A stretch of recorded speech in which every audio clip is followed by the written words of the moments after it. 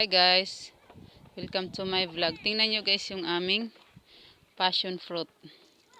Kumpisa na siya guys, mamumunga.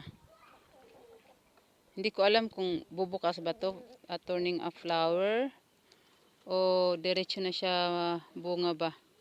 Tulad ng iba guys. Guys oh, malaki na siya. Oh, ang dami pa oh, maliit pa lang. Umpisa na siyang mamumunga guys, o mamumulaklak. Di ako sure guys kasi nung nasa Pinas ako guys, wala man kaming tanim na passion fruit. May passion fruit doon guys, nasa wild ba, nasa palayan, tabi ng palayan guys. Pero hindi namin siya pinapakialaman kasi sabi guys, doon ang matatanda. Pagkain ng ahas, isa pa nakakalason.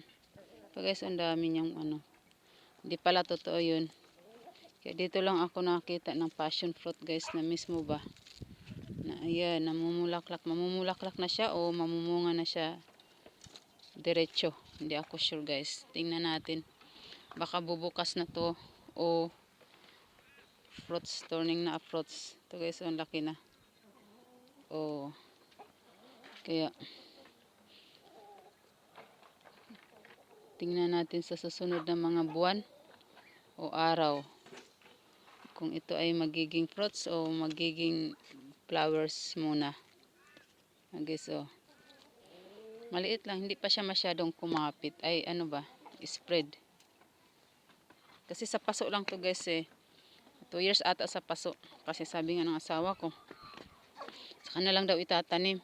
Tapos hindi man siya guys, umuusad ba, parang paano siya, paliit ng paliit. Tapos tinanim po dito guys, malapit sa dito sa bakod ng chicken pin.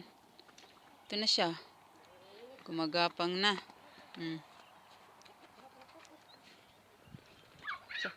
Tsaka masarap to guys gawing juice o snacks. Pero mostly talaga ginagawang juice to guys, kasi masarap nga siya, maasim-asim naman, namis. What? Yun ang sabi. Hindi pa ako nakatikim ng nito guys, yung juice ba, pure juice nito. Hindi pa ako nakatikim guys, kasi dito sa Australia guys, medyo pricey ang passion fruit. Ito na siya ang dami niyang pa bunga o pa flowers. Hindi ako sure kung magpa flowers muna bago bubunga.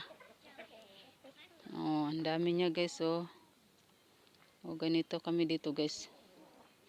Dito ako sa chicken pin.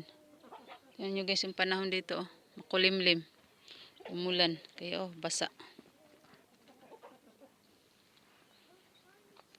Dami niya guys, pabunga o pabulaklak, hindi ako sure kasi wala man kasi kami dito ganito noon guys sa Pinas. Ayun maliliit pa lang. Siguro ang harvest time nito mga spring time guys, ganun. Kasi mumunga siya o mamumulaklak autumn o next month guys, next month winter time, ganun. Yun lang guys, amping mudra kanunay. Please subscribe my channel. Bye bye.